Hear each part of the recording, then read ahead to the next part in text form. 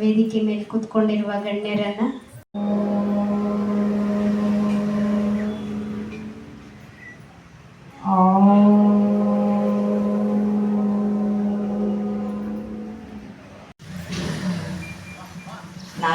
ಐದು ದಿನಗಳಿಂದ 5-6 ದಿನ ಆಗಿರ್ಬೇಕಲ್ವಾ? 11ನೇ ತಾರೀಕಿಗೆ ಶುರುವಾಗಿತ್ತ, ಇವತ್ತು 17ನೇ ತಾರೀಕು, ಇವತ್ತು 7ನೇ ದಿನ. ನೀವೆಲ್ಲರೂ ಸಹ ಈ ಬೇಸಿಗೆ ಶಿಬಿರದಲ್ಲಿ ಭಾಗವಹಿಸಿದ್ರಿ.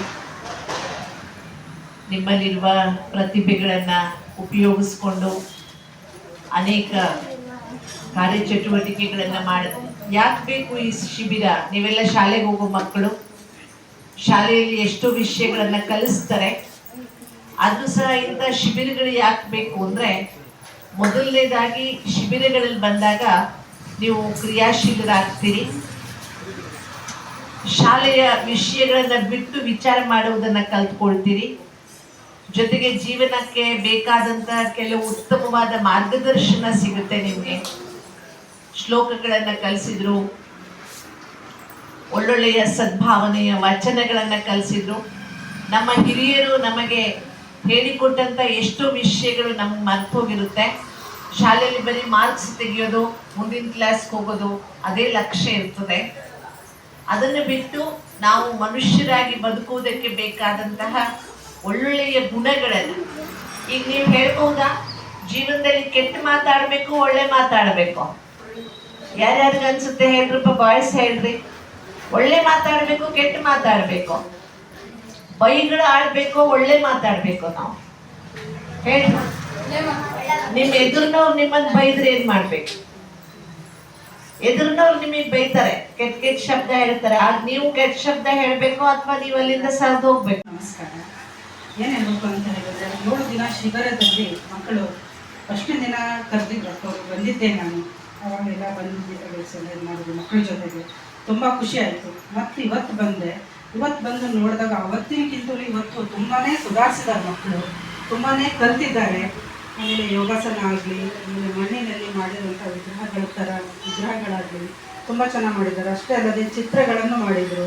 ನಮ್ಮ ಎದುರಿಗೆಲ್ಲ ಮಕ್ಕಳು ಇವಾಗ ಯೋಗಾಸನ ಎಲ್ಲ ಮಾಡ್ಕೊಳ್ತಾರೆ. ತುಂಬ ಖುಷಿ ಆಯಿತು.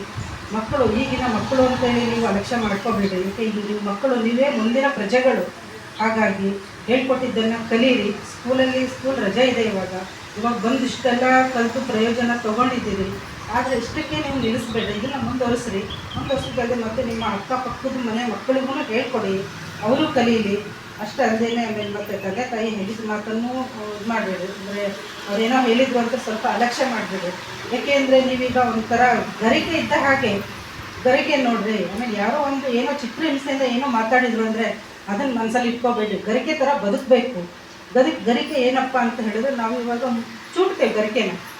ಗರಿಕೆ ಚೂಟಿದಾಗೂ ಒಂದು ಸರಿ ಚೂಟಿದಾಗ ಅದು ಏನಾಗುತ್ತೆ, ತರತರವಾಗಿ ಮತ್ತದು ಬೆಳೆಯುತ್ತೆ. ಆ ಥರ ಬೆಳಿಬೇಕು. ಅಷ್ಟೇ ಅಲ್ಲದೆ ನಿಮ್ಮ ಪಠ್ಯ ಪುಸ್ತಕದಲ್ಲಿ ಓದೋ ರೀತಿ ಹೇಗಪ್ಪ ಇರಬೇಕು ಅಂತ ಹೇಳಿದ್ರೆ, ಗರಿಕೆ ಥರ ಇರಬೇಕು. ಯಾರೇ ಏನೋ ಅಂದರು, ಏನೋ ಒಂದು ಆಟ ಆಡೋಕ್ಕೆ ಕರ್ಕೊಂಡೋದ್ರು ಬೇರೆ ಮಕ್ಕಳು, ಬೇರೆಯವ್ರು ಏನೋ ಅಂದರು, ಅದನ್ನು ಯಾವುದು ತಲೆ ಕೆಡಿಸ್ಕೋಬಾರ್ದು. ಓದೋದ್ರಲ್ಲಾಯಿತು, ಇಂಥ ಇದರೊಳಗೆ ಆ್ಯಕ್ಟಿವಿಟೀಸಲ್ಲಿ ಆಯಿತು, ಎಲ್ಲದರಲ್ಲೂ ನೀವು ಭಾಗವಹಿಸಬೇಕು, ಎಲ್ಲದನ್ನು ಕಲಿಬೇಕು. ಕಲಿಯೋದಷ್ಟೇ ಅಲ್ಲ, ಬೇರೆಯವರಿಗೂ ಕಲಿಸ್ಬೇಕು. ಒಳ್ಳೆ ಮಕ್ಕಳಾಗಿ ಬದುಕಬೇಕು ಸಮಾಜದಲ್ಲಿ. ಈಗಿನ ಮಕ್ಕಳೇ ಮುಂದಿನ ಪ್ರಜೆಗಳು ಅನ್ನೋದನ್ನು ಪ್ರತಿಯೊಬ್ಬ ಮಕ್ಕಳು ನೆನಪಿನಲ್ಲಿ ಇಟ್ಕೋಬೇಕು. ಎಲ್ಲರಿಗೂ ನಮಸ್ಕಾರ.